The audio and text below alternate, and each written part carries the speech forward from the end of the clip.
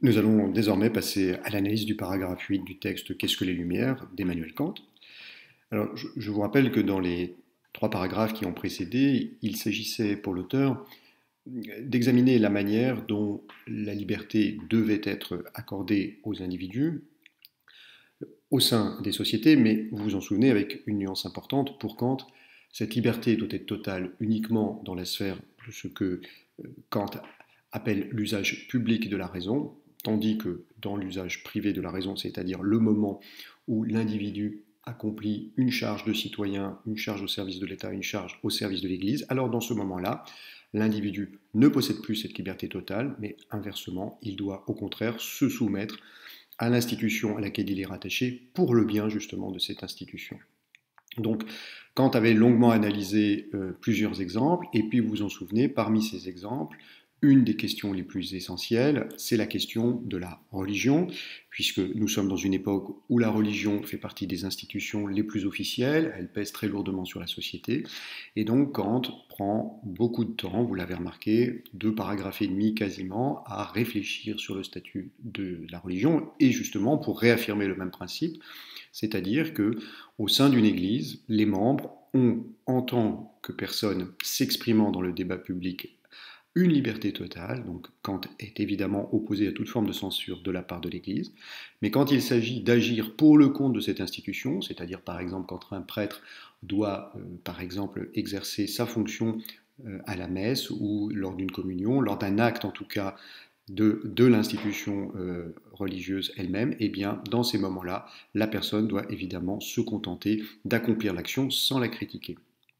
Kant s'était servi de cette réflexion sur les églises pour justement énoncer un principe en se demandant justement si une institution avait le droit d'empêcher définitivement ses membres de penser, de réfléchir à l'avenir de cette institution.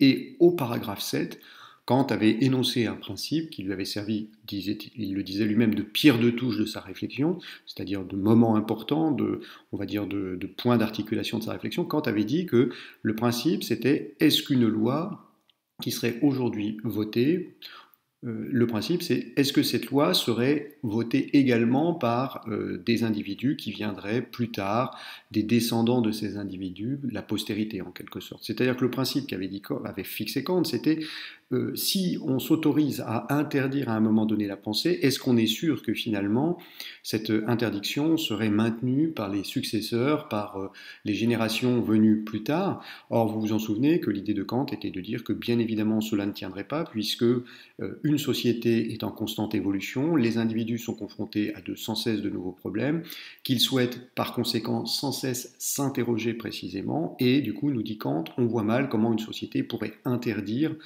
à sa postérité de réfléchir. Autrement dit Kant, une société ne peut pas empêcher le mouvement de la pensée. Ce serait contre-productif et même ce serait destructeur pour cette société. Bref, Kant avait tiré, une fois encore, de l'histoire l'argument suivant.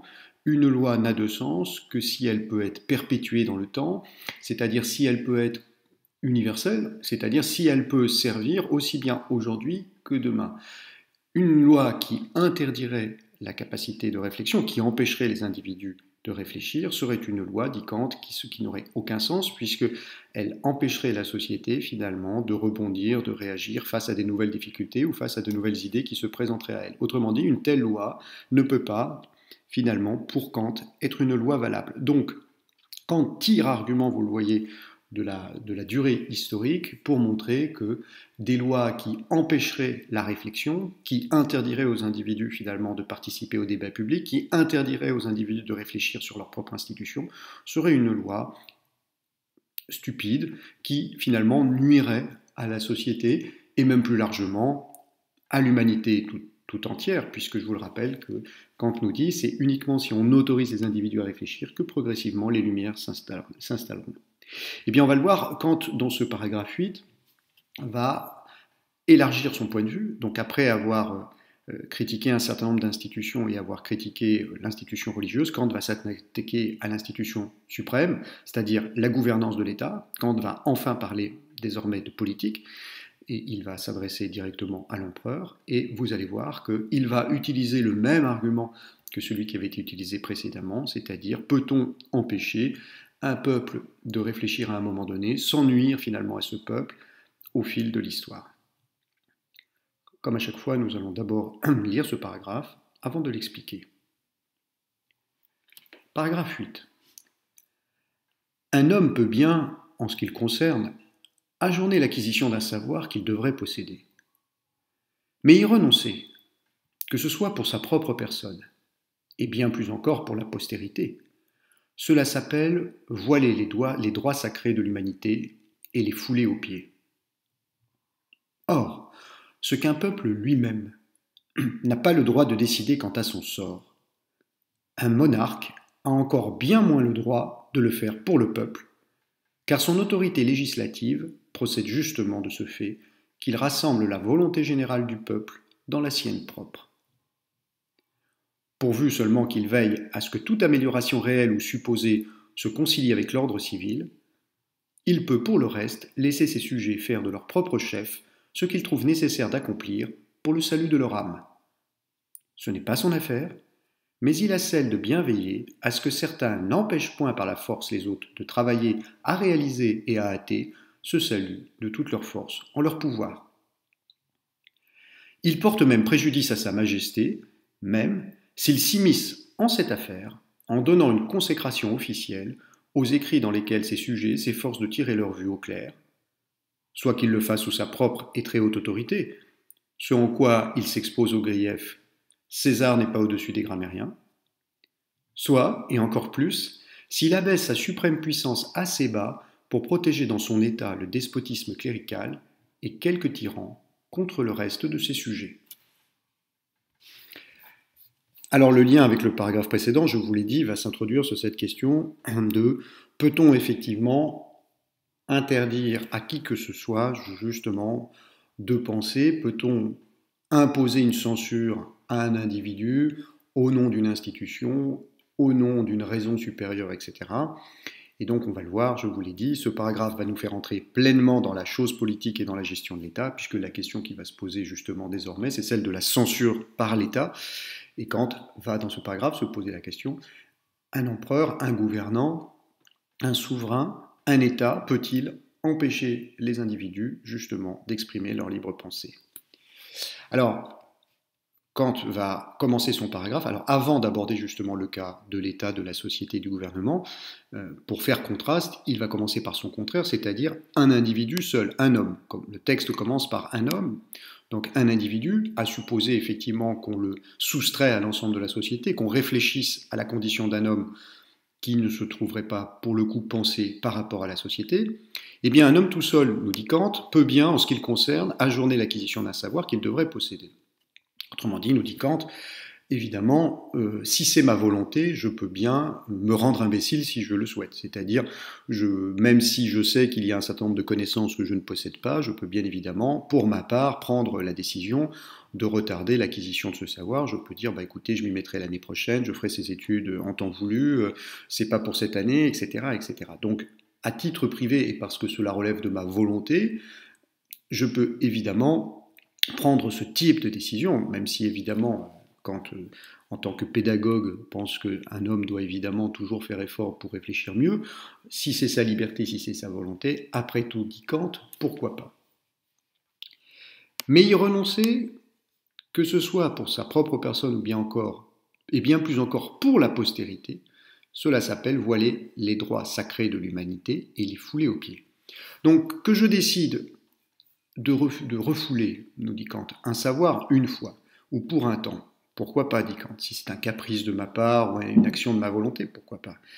Mais un homme qui renoncerait définitivement en disant « l'homme n'est pas fait pour penser », en disant « je ne penserai jamais parce que finalement ce n'est pas le rôle de l'humanité », eh bien, nous dit Kant, et même, dit Kant va plus loin, ou même si j'étendais même cette interdiction plus loin que moi, pour la postérité, en disant jamais aucun homme n'a été là pour réfléchir, ou je ne penserai pas moi et mes descendants non plus, eh bien, nous dit Kant, cela serait voiler les droits sacrés de l'humanité et les fouler aux pieds. Alors, expression étonnante, mais qu'est-ce que Kant appelle ici les droits sacrés de l'humanité? Alors, il s'agit effectivement ici, on pourrait parler en quelque sorte d'un droit naturel, d'un droit qui dépendrait de la nature de l'homme, de cette nature elle-même. C'est, je vous le rappelle, cette conviction chez Kant que tous les hommes possèdent un entendement. Il l'avait dit, rappelez-vous, au début de son texte, dans le paragraphe 2 et 3, il nous avait rappelé que tous les hommes étaient pourvus d'une raison, d'une capacité à réfléchir, que tous les hommes avaient suffisamment d'entendement pour pouvoir réfléchir sur eux-mêmes. Autrement dit, il est dans la nature profonde de l'homme, c'est l'essence même de l'homme que cette capacité à raisonner. Si tout d'un coup vous renonciez à cette capacité qui est votre nature, alors en quelque sorte vous seriez en train de violer votre propre nature, de lui faire offense, vous seriez en train quelque part de vous interdire ce qui relève de votre nature elle-même. Voilà pourquoi Kant parle d'un droit sacré de l'humanité, c'est-à-dire que puisque nous avons en nous une raison qui a été mise par la nature, par Dieu, si on est croyant, peu importe finalement. Donc, puisque nous avons en nous une raison qui a été introduite, eh bien, dit Kant, refuser cette raison, c'est évidemment refuser ce que nous sommes. C'est donc évidemment profondément porter atteinte, selon son expression, au droit sacré d'humanité. Donc, vous voyez que Kant nous dit, l'homme ne peut pas pour lui-même renoncer à l'usage de la raison, ce serait finalement insulter sa propre nature. Ce serait faire de lui quelque chose d'inhumain. Alors on pourrait imaginer effectivement que c'est peut-être cela, la définition de la barbarie, hein, est un vrai barbare, non pas au sens où on l'entendait dans le monde antique. Le vrai barbare serait celui qui finalement refuserait de se servir de sa raison, qui refuserait de réfléchir à ce qu'il fait, à ses actes, à lui-même. Et Kant nous dit, vous voyez que justement être barbare, ce serait précisément se dénaturer soi-même, ne plus être complètement un homme. Du coup, eh bien, après avoir traité la question de l'individu, Kant va l'étendre à la masse, au peuple lui-même. Or, ce qu'un peuple lui-même n'a pas le droit de décider quant à son sort, donc Kant nous dit, puisque chaque individu n'a pas le droit justement de refuser, de repousser sa capacité de raison, puisque chaque individu ne peut pas faire le choix de refuser ce qui est son propre, c'est-à-dire sa capacité à réfléchir, si chaque homme n'a pas le droit, la somme des individus, c'est-à-dire le peuple, la somme non plus ne peut pas le faire, dit Kant. Le peuple lui-même est finalement un assemblement d'individus, donc si chaque individu n'a pas le droit de fouler aux pieds son droit fondamental, le peuple n'en a pas plus le droit.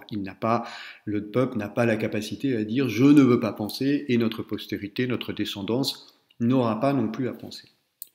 Du coup, nous dit Kant, si le peuple ne peut pas le faire, le monarque, c'est-à-dire cette fois le gouvernement, celui qui va diriger ce peuple justement, eh bien ce monarque a encore bien moins le droit de le faire pour le peuple. Donc Kant nous dit, si le peuple n'a pas le droit, eh bien le gouvernement, le monarque lui-même, n'a pas le droit d'imposer une censure de la pensée, une censure de la raison à son propre peuple. Alors pourquoi finalement le gouvernement, puisqu'il a pouvoir sur son peuple. C'est même comme cela qu'on le reconnaît en tant que gouvernement. C'est un monarque, il a entre ses mains la souveraineté du peuple. Finalement, on nous dit, il serait assez logique que le monarque ait des pouvoirs que le peuple n'a pas. Eh bien non, nous dit Kant. Et pourquoi est-ce que le monarque n'a pas ce pouvoir? Eh bien, la fin de la phrase nous renseigne, car son autorité législative procède justement de ce fait qu'il rassemble la volonté générale du peuple en la sienne propre. Et voilà que Kant nous fait un point de philosophie politique pour nous rappeler justement d'où un monarque tire justement son pouvoir. Alors vous voyez que ici Kant est radicalement inscrit dans la modernité, c'est-à-dire que Kant pense Kant n'est plus quelqu'un de l'Ancien Régime, qui pense que le gouvernement tire son pouvoir de sa puissance divine. Kant ne pense pas qu'un souverain, un empereur, etc., soit une personnalité divine descendue sur terre par la grâce de Dieu pour accomplir les voies du Seigneur. Kant fait ici usage de la philosophie politique moderne telle qu'elle apparaît, je vous le dis dans votre cours, je vous renvoie au cours sur la philosophie politique que je vous ai mis en ligne. Donc pour Kant, un monarque est tout simplement celui qui a reçu, et c'est ce qu'il nous dit ici, de la part du peuple, le pouvoir de gouverner. Donc on est tout à fait ici dans la tradition du contrat social, tel qu'elle s'exprime dans la période moderne, de Hobbes, en passant par Locke, jusqu'à finalement Rousseau, dont je vous rappelle, Kant est un grand lecteur. Donc cette idée, nous dit Kant, c'est le pouvoir, le gouvernement tire son autorité du peuple parce que c'est le peuple qui s'est assemblé pour mettre fin à l'état de nature, dans ce que les théoriciens modernes appellent un contrat social, en disant nous renonçons réciproquement à l'usage de nos libertés pour ne pas nous nuire les uns les autres en tant que peuple, et nous remettons entre les mains de la puissance souveraine une partie de notre liberté pour que cette puissance souveraine garantisse nos libertés respectives. C'est ça le principe, je vous rappelle, du contrat social. Et du coup, Kant s'appuie là-dessus pour dire, si le gouvernement, justement, tire son pouvoir, sa puissance, sa capacité à gouverner, donc c'est l'exercice de son pouvoir justement du peuple, alors le monarque doit justement, finalement, accomplir ce que le peuple voudrait pour lui-même. Or, comme il vient d'expliquer que jamais un peuple n'accepterait de renoncer à la pensée, puisque ce serait renoncer aux droits fondamentaux de l'humanité, un gouvernement, s'il est censé incarner le peuple, s'il est censé exprimer la volonté du peuple, ne peut pas non plus lui-même renoncer à ce droit fondamental. Vous voyez que ce que nous explique ici Kant, c'est que le gouvernement, ici le monarque, reçoit comme mission justement d'accomplir les volontés du peuple. Le monarque est là pour diriger le peuple vers ce qui est le meilleur pour le peuple. Et si justement dans ce qui est le meilleur pour le peuple, il y a le respect fondamental du droit d'user de sa raison et de réfléchir, alors bien évidemment qu'un monarque ne peut pas aller contre ce droit fondamental. Autrement dit, un monarque ne peut pas dire à son peuple « Vous n'avez plus le droit de penser, je vous censure la raison et j'interdis aussi à votre descendance d'utiliser cette raison. » Donc, Kant expose ce point de vue absolument, on pourrait dire, étonnant pour l'époque. Il faut, encore une fois, je vous renvoie au contexte historique. Nous sommes à la fin du XVIIIe siècle, aux alentours des années 1780. Aucune révolution n'a encore éclaté de ce côté-ci de l'Atlantique. Les régimes qui sont en place sont des régimes qu'on pourrait qualifier d'autoritaires, avec à leur tête des empereurs, des rois, bref, des individus qui règnent sans partager le pouvoir et qui sont la plupart du temps capables d'interdire et de censurer très fortement la pensée. Je vous l'avais dit il y a quelque temps de cela, par exemple le roi de France et ses lettres d'embastillement qui pouvaient, sur une simple signature, se débarrasser de tel ou tel qui avait eu l'outrance par ses paroles de porter atteinte à la dignité du roi.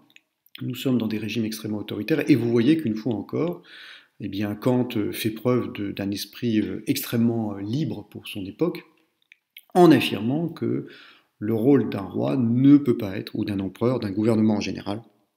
C'est d'une extrême modernité, ce que dit Kant. Cet empereur n'a pas le droit de censurer la parole publique de son peuple parce que, selon Kant, c'est un droit fondamental. Alors, si vous écoutez bien, si vous entendez bien, vous entendez bien effectivement ce qui sera un des motifs des Lumières, cette idée de la liberté fondamentale de pensée des individus. Et si vous ressongez encore une fois à l'histoire, vous vous souvenez que les révolutionnaires français, qui ont été souvent un modèle pour Kant, eh bien, les révolutionnaires français ont inscrit dans la Déclaration universelle des droits de l'homme et des citoyens comme droit fondamental justement cette liberté de penser. Et les révolutionnaires français, inspirés par les Lumières, évidemment, font écho à tout ce mouvement de pensée que l'on retrouve ici chez Kant, effectivement, autour de cette idée que si la pensée est le propre de l'homme, si la raison est la capacité centrale de l'homme, alors personne ne peut aller contre ce droit, finalement, qu'on peut considérer comme naturel, et que les révolutionnaires vont sanctifier dans le Code civil en faisant la base du texte le plus fondamental, la Déclaration universelle, qui servira de préambule à la Constitution. Donc, droit supposé naturel, inscrit dans les textes, et donc devenu un droit positif des législations, par exemple en France et ensuite dans toute l'Europe. Donc Kant fait preuve d'une extrême modernité en affirmant que le souverain ne peut absolument pas priver les individus de leur liberté publique. Mais alors, comme d'habitude chez Kant et dans ce texte, eh bien, on va retrouver le fameux balancier Bien sûr que, rappelez-vous, il y a cette opposition entre l'usage public et l'usage privé, et bien en quelque sorte, Kant va jouer dans ce paragraphe exactement du même mouvement de balancier. Si le monarque ne peut pas évidemment empêcher la liberté d'exprimer publiquement ses idées, inversement, le monarque est là aussi pour s'assurer que la société fonctionne bien, que les institutions sont bien tenues, et donc, inversement, le monarque a aussi comme rôle d'empêcher l'anarchie, de veiller à ce que les individus accomplissent leur mission au service de l'institution et de la société. Donc, Kant nous dit, un souverain ne peut pas interdire la pensée. Quel est son rôle? Pourvu seulement qu'il veille à ce que toute amélioration réelle ou supposée se concilie avec l'ordre civil. Il peut pour le reste laisser ses sujets faire de leur propre chef tout ce qu'ils trouvent nécessaire d'accomplir pour le salut de leur âme. Donc, vous voyez, balancier, pourvu seulement il peut pour le reste. Donc voilà ce double mouvement. Que doit faire le souverain? Il doit veiller à ce que toute amélioration réelle ou supposée se concilie avec l'ordre civil. Alors vous retrouvez là évidemment les doctrines politiques du contrat social. Quel est le rôle du souverain? De veiller à l'ordre civil. Le souverain est là pour empêcher effectivement que ne naissent des conflits entre les individus du fait de leur liberté. Je vous renvoie à la théorie politique depuis Hobbes. Hobbes nous dit l'état de nature est un état de guerre de tous contre tous, homo hominis lupus, l'homme est un loup pour l'homme. Cette idée que si l'on empêche, si l'on est dans un état dit de nature, un état, je vous le rappelle, non pas un état historique, mais un état imaginaire, l'idée d'une humanité dans laquelle il n'y aurait absolument aucune forme de gouvernement, aucune loi, etc., eh bien, un tel état de nature serait un état de guerre permanent, puisque les individus s'affronteraient aussi bien pour leurs besoins que pour leurs désirs. Et donc, du coup, le rôle du souverain, mis en place par le contrat social, c'est justement de faire respecter cet ordre civil. Donc Kant nous dit, c'est là le rôle principal du gouvernant. Le rôle du gouvernant, c'est de maintenir l'état civil. Bon. Donc finalement, le rôle du gouvernant, c'est de faire quoi? C'est de surveiller que toutes les améliorations réelles ou supposées, c'est-à-dire du moment que les nouvelles idées émises par les individus, par le peuple, des idées, donc Kant, je vous rappelle, dit que le peuple est libre d'émettre librement des nouvelles idées. Il est libre de sa pensée publique. Donc le rôle du souverain, c'est simplement, nous dit Kant, de vérifier que ces nouvelles idées sont compatibles avec l'ordre civil. Donc évidemment que le souverain, quand on disait Kant était pour une liberté du peuple, cette liberté connaît bien évidemment une limite, c'est celle de l'ordre. Vous ne pouvez pas autoriser un citoyen à appeler au renversement de la société, vous ne pouvez pas laisser un citoyen appeler à des attentats, vous ne pouvez pas laisser un citoyen appeler à des meurtres parce que ce serait contraire à l'ordre civil. Mais pour le reste, dit Kant, pour le reste, eh bien, le souverain n'a pas à se mêler de ce que fait le peuple. Et c'est d'ailleurs ce que dit la seconde partie de la phrase, le monarque peut laisser les sujets faire de leur propre chef ce qu'ils trouvent nécessaire d'accomplir pour le salut de leur âme. Donc, Kant nous dit, à partir du moment, le rôle du souverain est un rôle minimum, on retrouve ici, en quelque sorte, une doctrine libérale au sens politique du terme, le rôle du souverain doit être minimum, c'est-à-dire il doit favoriser la liberté d'expression de son peuple, en veillant simplement à ce que, effectivement, cette liberté d'expression du peuple ne produise pas dans la société des troubles qui seraient finalement contraires à la société, qui empêcheraient la société de bien vivre, qui nuiraient à certains individus, etc. Et donc, dans ce cadre-là, le souverain peut laisser sans censure les individus penser ce qu'ils jugent nécessaire. Alors l'expression de Kant est intéressante, nécessaire d'accomplir pour le salut de leur âme. Alors, cette expression, on peut la prendre au pied de la lettre, on peut la prendre aussi de façon métaphorique, c'est-à-dire le sens le plus large. Kant veut dire par là que le gouvernement doit laisser les individus, effectivement, penser librement tout ce qui leur semble bon pour justement se conduire eux-mêmes en matière de politique, en matière de science, etc., etc. Donc, Kant nous dit qu'à partir du moment que ça ne nuit pas à l'ordre dans la société, on doit laisser les individus penser librement dans tous les domaines. Mais si on réfléchit que cette expression a un sens plus précis, salut de l'âme, c'est quand même la question religieuse, eh bien vous voyez que Kant ici nous dit que ce n'est pas au gouvernement non plus de se mêler de ce qui se passe dans les religions, et notamment ce n'est pas au gouvernement de finalement administrer la manière dont les individus ont un rapport avec la foi. Autrement dit, Kant nous dit ici, les individus sont libres de gérer la foi comme ils le souhaitent, et ce n'est pas au gouvernement de venir leur expliquer quelle est la religion à laquelle ils doivent adhérer, comment ils doivent pratiquer cette religion, etc., etc. Vous voyez que dans cette petite phrase, et ça va se renforcer dans la suite du texte, il y a cette idée que chez Kant, d'une séparation très stricte entre le pouvoir du gouvernement, dont la mission est d'assurer l'ordre, et puis la question religieuse qui, elle, est d'une nature finalement chez Kant toute personnelle. J'ai le droit de penser librement ce que je veux, de la religion, de ma foi, etc. etc. Et Kant va même loin, il dit finalement ce n'est pas son affaire. Ce n'est pas l'affaire du gouvernement que justement de se mêler de la réflexion générale du peuple sur qu'est-ce qui serait le meilleur pour ce peuple en matière de science, en matière finalement de liberté, enfin d'exercice de la foi, etc., etc. Le rôle du souverain, ce n'est pas, nous dit Kant ici, de penser à la place du peuple. Il faut laisser une liberté de penser au peuple, puisque justement, ce peuple est doté d'une raison et qu'il en est capable. Hop, de nouveau balancier, comme d'habitude chez Kant. Le gouvernement n'a pas à se mêler de la réflexion dans le peuple, mais le rôle du gouvernement, c'est bien de veiller à ce que certains n'empêchent point par la force les autres de travailler, réaliser et hâter ce salut de toute leur force en leur pouvoir. Voilà, le rôle de l'État, encore une fois, rôle de police, un rôle législatif et d'exécution des lois. Le gouvernement doit veiller à ce que quiconque, personne finalement, ne vienne empêcher son voisin de faire ce qu'il a à faire.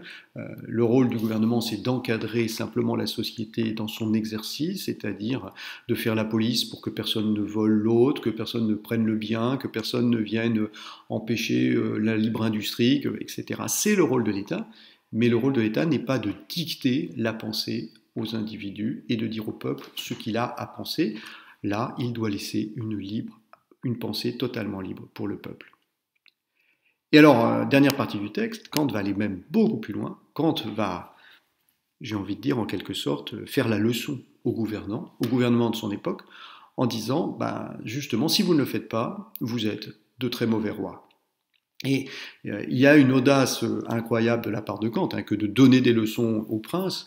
Alors on verra une fois encore que Kant, dans la suite du texte, d'ailleurs il avait déjà commencé, je vous l'avais fait remarquer un peu avant, Kant flattera l'empereur de Prusse, Frédéric II, c'est-à-dire que Kant ne cessera dans le texte de dire les critiques que je fais contre le gouvernement, c'est pour tous les gouvernants, mais sauf Frédéric II, mon empereur qui lui est formidable, etc.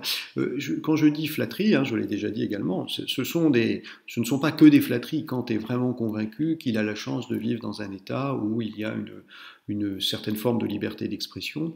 Et c'est vrai que Kant, notamment, peut, vous voyez, publier ce genre de texte dans la presse sans être inquiété, alors que dans bien d'autres pays d'Europe, il aurait déjà été mis en prison pour ce genre de choses. Donc, dans la fin du texte, Kant va se moquer, critiquer les gouvernements qui, justement, ne laissent pas la liberté du peuple, mais justement se mêlent de donner leur avis sur absolument tout, notamment dans les sciences, dans la religion, etc. Il porte même préjudice à sa majesté. Il, c'est qui ici? C'est justement l'empereur qui voudrait interdire à son peuple de penser. Eh bien, un empereur qui se conduirait de la sorte porterait même préjudice à sa majesté, c'est-à-dire majesté ici c'est au sens de grandeur, grandeur du pouvoir. Donc finalement ce serait un petit roi, en quelque sorte, nous dit Kant.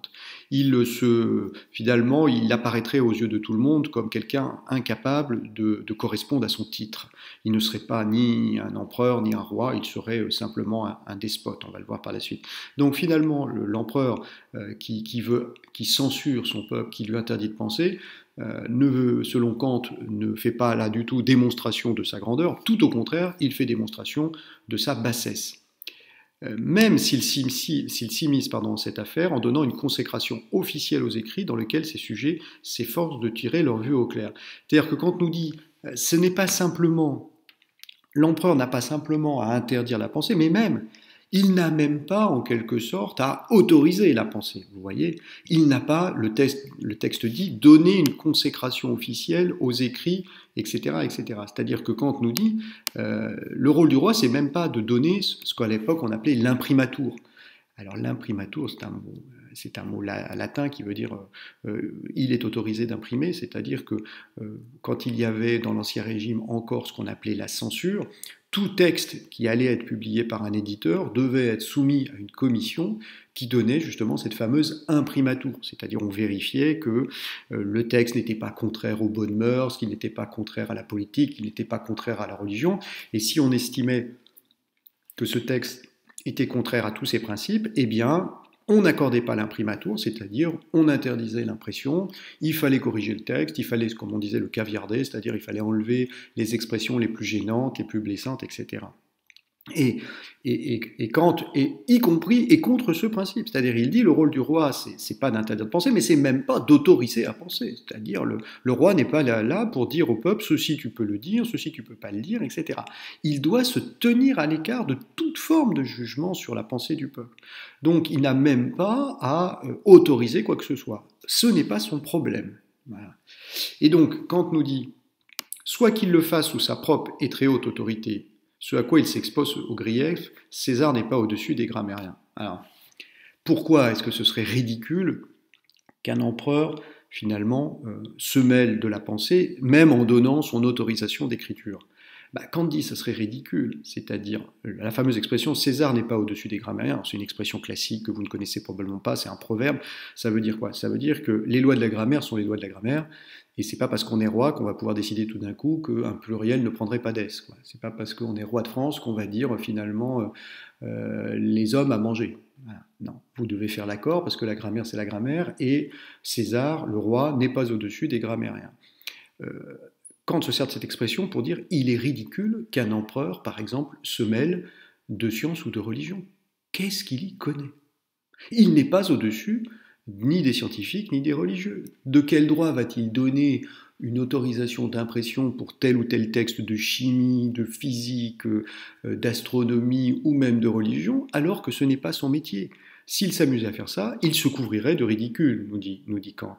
Quelle est sa capacité à juger finalement en lieu et place des savants? Donc Kant nous dit évidemment qu'un roi n'a pas à commenter les travaux des savants, les censurer ou les autoriser parce qu'il n'y connaît rien. Soit encore, dit Kant, alors ça c'est à la limite, bon, là il se couvre de ridicule, mais deuxième partie du texte c'est encore bien pire, soit et encore plus s'il abaisse sa suprême puissance assez bas pour protéger dans son état le despotisme clérical et quelques tyrans contre le reste de ses sujets.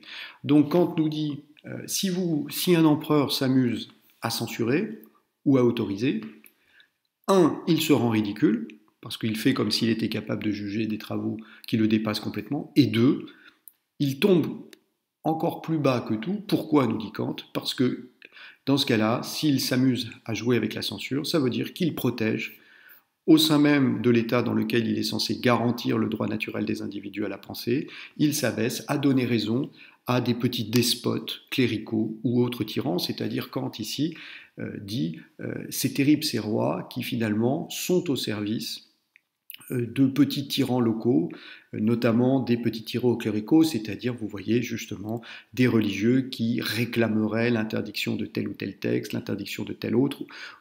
En gros, dit Kant, le rôle du roi n'est pas de céder à des gens qui sont en dessous de lui et qui revendiquent une autorité qu'ils n'ont pas. Le roi n'est pas là pour cautionner finalement par son autorité royale la pseudo-autorité d'individus qui en réalité sont en dessus de lui et qui ne cessent de réclamer de la censure. Alors là il faut bien comprendre, hein, la parole de Kant elle est tout à fait inscrite dans l'époque et dans l'histoire de ce qui se passe en Europe à ce moment-là. En Europe à ce moment-là il y a encore une forte censure notamment de la part de l'Église et c'est ce que reproche Kant. Kant nous dit mais est-ce que le rôle d'un roi, c'est finalement de servir à exécuter simplement les ordres que lui donnent des religieux qui se trouvent en son sein? Est-ce que le rôle de l'empereur de Prusse, c'est de dire oui, puisque finalement quelques religieux protestants me demandent de censurer et de mettre à l'index tel ou tel livre, je vais le faire? Quelque part, Kant nous montre ici qu'il y a un retournement du pouvoir. Le rôle du gouvernement, c'est d'être...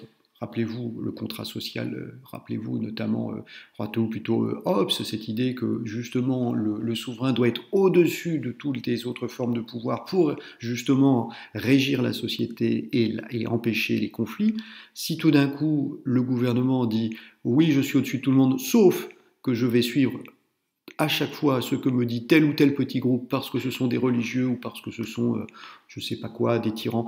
Par exemple, on pourrait imaginer que dans un État moderne, un groupe de scientifiques veuille faire interdire les écrits d'un autre scientifique parce que ça les dérange. Eh bien, Kant dit, le gouvernement n'a pas à prendre parti là-dedans, ce n'est pas à lui d'aller dire quelle est la bonne finalement science et qu'est-ce qu'il vaut mieux faire ou ne pas faire. Ce n'est pas le rôle du gouvernement et Kant dit ce serait là une grave faute qui abaisserait le souverain. Le souverain finalement refuserait son rôle de souverain pour se mettre au service finalement de forces qui ne sont que des forces présentes au sein de la société et qui donc normalement inversement devraient être soumis au pouvoir de l'empereur. Donc vous voyez que Kant, ici, essaye de faire honte à ces princes qui finalement signent des autorisations, enfin des censures à l'encontre d'un certain nombre d'ouvrages sous la pression de religieux, sous la pression de groupes, de lobbies, etc., en leur disant, mais vous êtes sûr que vous avez de la puissance? Comment se fait-il alors que vous ne dites pas, je suis le souverain et je choisis moi la liberté pour mon peuple, et donc je ne vous écouterai pas, vous qui êtes des censeurs. Dehors les censeurs, c'est ce que devrait dire un empereur. Donc vous voyez qu'il y a là une véritable leçon de bon gouvernement de la part de Kant, et je vous le disais, une leçon de gouvernement résolument moderne. Kant dit l'empereur doit en toute chose exprimer la volonté du peuple. Comme la volonté du peuple, ce ne peut pas être de s'empêcher de penser, le souverain, l'empereur ne peut pas empêcher son peuple de penser. Donc l'empereur ne peut pas exercer de censure, il n'en a pas fondamentalement le droit, et même ce n'est pas son rôle d'autoriser même les textes et la publication de pensée. Le rôle du souverain, c'est simplement de maintenir l'ordre social, et du coup, parce qu'il doit maintenir l'ordre social, l'empereur, le souverain, est au-dessus de tous les individus, et donc il n'a pas à écouter les appels à la censure qui viendraient d'individus de cette société, même si ce sont des religieux, même si ce sont des groupes de pression très très forts. Bref, Kant fait la leçon aux souverains européens en les appelant à une très grande liberté de penser en direction du peuple.